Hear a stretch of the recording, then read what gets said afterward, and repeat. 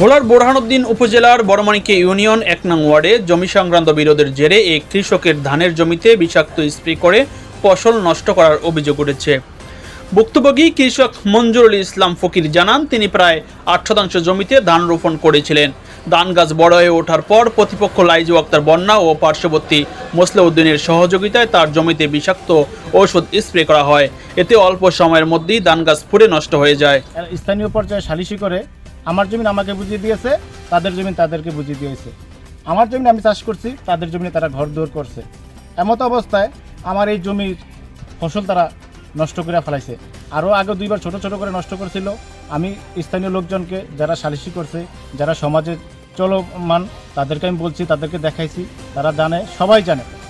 এখন আমার চারিদিকে সবুজ, কিন্তু আমার এই ক্ষেতটা তারা একবারে বিনষ্ট করে দিছে। কি দিয়ে বিনষ্ট করছে? এটা বন মারা ওষুধ, জঙ্গলে যেই বাগানে যেই সব ইয়েগুলো ওষুধ ব্যবহার করা হয়, সেই ওষুধটা দিয়ে ব্যবহার করা হয়েছে। মুস্তুদ্দিন নামে লোক দিয়ে দেওয়া হয়েছে।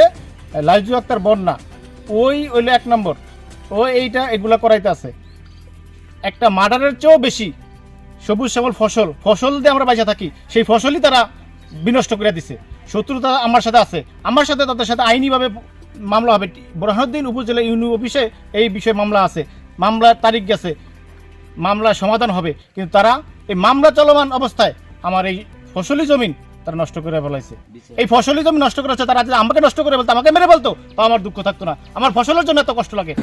এ বিষয়ে স্থানীয় বাসিন্দা সালাউদ্দিন হাওলাদার বলেন, জমি নিয়ে দুপক্ষের মধ্যে বিরোধ রয়েছে। বিষয়টি সালিস বিচারের মাধ্যমে মীমাংসা করার চেষ্টা চলছে।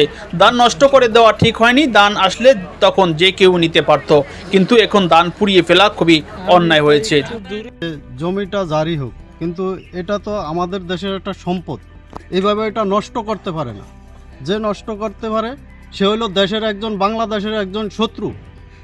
তার বিচার উপযুক্ত হওয়া উচিত, যে তার বিচার দেখে যে পুনরায় এরকম শত্রুতামি আর কেউ না করে। ধানটা আপনার যদি পাকতো এরা নিয়ে যেতে পারতো, কিন্তু এইভাবে ধান আনে এদের অনেক অপরাধ হয়েছে, যে অপরাধের শেষ নেই। এরা খুব একদম অপরাধ করছে, যে অপরাধের কোনো শেষ নেই। এটা মাফ করার মতো অপরাধ না। জায়গা জমি নিলে পেশালি থাকতেই পারে, সেই জন্যে হয়তো আপনি রুচেন, নাইলে আমি রুচি। রোয়ার মাধ্যমে ধান পাকলে আল্লাহ যদি ধান দেয়, হয়তো আপনি নেবেন, নাইলে আমি নেব।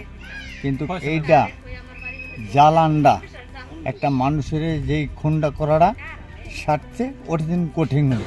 অভিযোগের বিষয়ে প্রতিপক্ষ লাইজু আক্তার বন্যার মা জানান, আমরা সালিস বিচার করে তাদের সাথে পারি না। জমিটি আমাদের নিজের বলে আমরা মনে করি, তাই এই কাজ করেছি। জমিন ওরা কোনো বিলে হাতে হিরাইতে পারি না, কি করবো? ওই ধান লাগা তো আসলে না ফিরাইতে পারে কি ফিরে লাইছেন? হ্যাঁ, তো এটা ফসলি জমিন পুরা তো আইন দণ্ডনীয় অপরাধ না? এটা কেন? ঝামেলার কারণে এই করছি, ওরা হিরাইতে পারি না। ওর চাষারও উড়াই দিয়ে জমিন দিয়ে হারাইছে। বছর ধরে আমরা এই জমিন খাই, কইছে আমি না হইলো জোর করি খাই।